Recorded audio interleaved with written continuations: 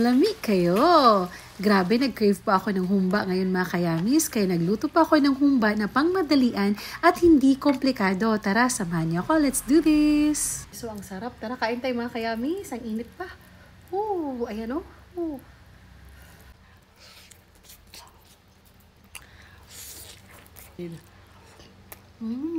Mga kayamis, luto tayo ng simpleng humba. Yung humba na hindi komplikado. Painitin lang natin itong ating kawali. Eto, mainit na. Ilunod na natin yung ating karning baboy.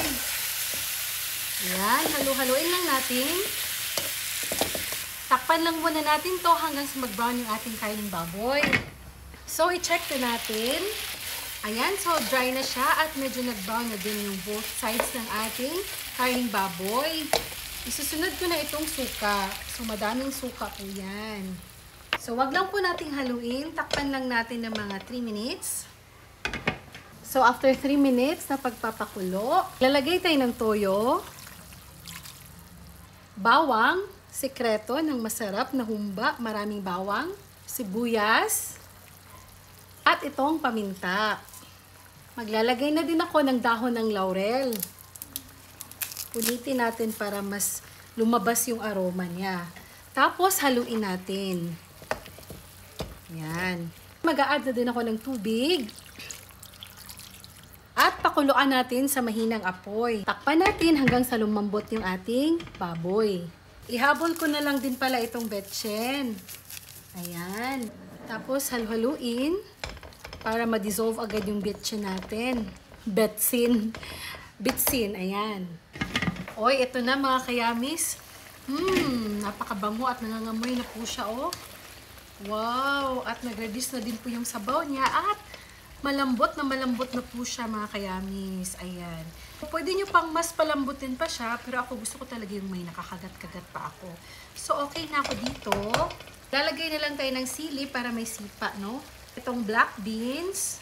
Syempre, itong azucena or banana blossoms. Maglagay din ako ng asukal para matamis-tamis. So, hindi ko na inubos kasi medyo marami. Tapos, haluin na natin. Ayan, mabilis lang itong maluto. Yung mga black beans. Ayan. Wow. Ito, oh. Grabe to. Takpan ko lang hanggang sa lumapot na yung ating sabaw.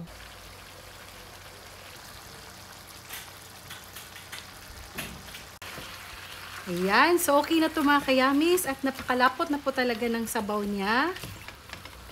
So, ito na po yung ating humbang. Hindi komplikado. Ayan. Tikman na natin ito mga kayamis. Mag-plating na tayo.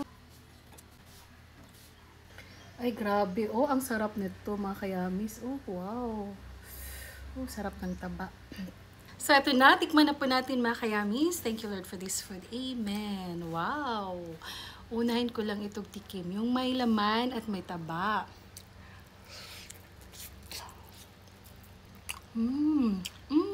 Wow.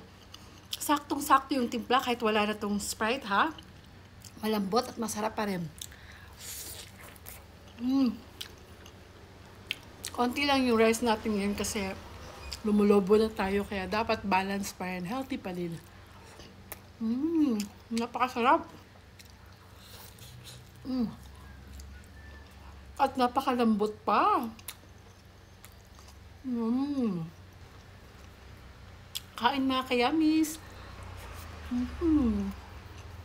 So, ayan mga kayamis, sana nagustuhan niyo po itong luto ko today na humba na hindi komplikado. And sana matry niyo din po sa inyong mga tahanan. So, ito na lang po si Yuri na laging nag-iwan ng kasabihan. Laging kumain ng tama lang para yummy like Yuri. Thank you!